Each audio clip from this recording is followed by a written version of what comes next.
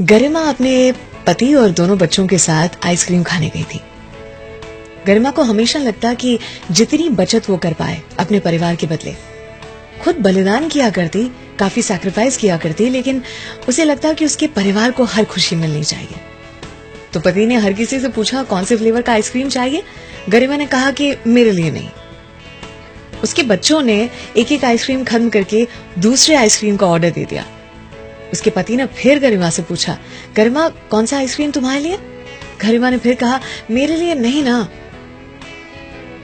गरिमा को लग रहा था कि वो जो बचत कर रही है वो उसके परिवार की खुशी में काम आएगी। बच्चे ज्यादा खुश हो जाएंगे, एक और आइसक्रीम खा लेंगे। उसके पति ने गरिमा से कहा, गरिमा अपने साथ और मेरे साथ ये मत करो। मुझे एक खुशहाल बीवी चाहिए, एक बलिदान की मूर्त नहीं। एक समय आएगा जब मैं और तुम्हारे बच्चे ये अनुमान लगा लेंगे कि तुम्हें तो कुछ चाहिए ही नहीं, और इसलिए हम शायद तुम्हें पूछना भी बंद कर देंगे, और तब तुम अपने वजूद को खोजती रहोगी। कहोगी अपने आप से कि कोई मुझे पूछता तक नहीं, मेरी किसी को परवाह ही नहीं। जो बलिदान करते हैं वो आगे चल के बहुत कड़वे हो जाते हैं। गरिमा ने अपने पति की बात सुनी और उसे ना चाहते हुए भी अपने परिवार की कुछ बूढ़ी औरतें याद आने लगी थी, जो अब इस उम्र में कहती हैं कि पति और बच्चों के लिए इतना कुछ किया, लेकिन क्या फायदा, उन्हें तो हमारी पड़ी भी नहीं। उनके बच्चे घूम कर कहते हैं कि तो किसने कहा था आपसे इतना बलिदान करने के लिए।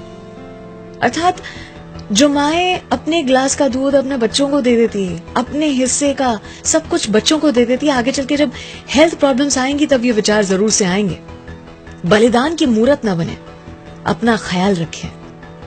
और जो आईने में दिखाई देता है ना, वो सबसे इंपॉर्टेंट व्यक्ति है, उसका ध्यान रखना आपका फर्ज है।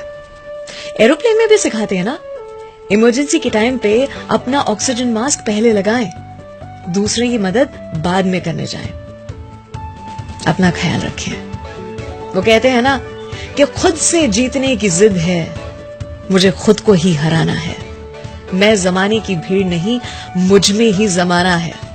सलाम दुआ वणकम प्रणाम सत श्री अकाल। केम छो सारू छे? अहमदाबाद आखोई मारू छे। अगर ये कहानी आपको पसंद आती है तो रोज सुबह 7 बजे ट्यून इन कीजिए 94.3 माय एफएम पर। मुझे आपका इंतजार रहेगा। अर्चना की ओर से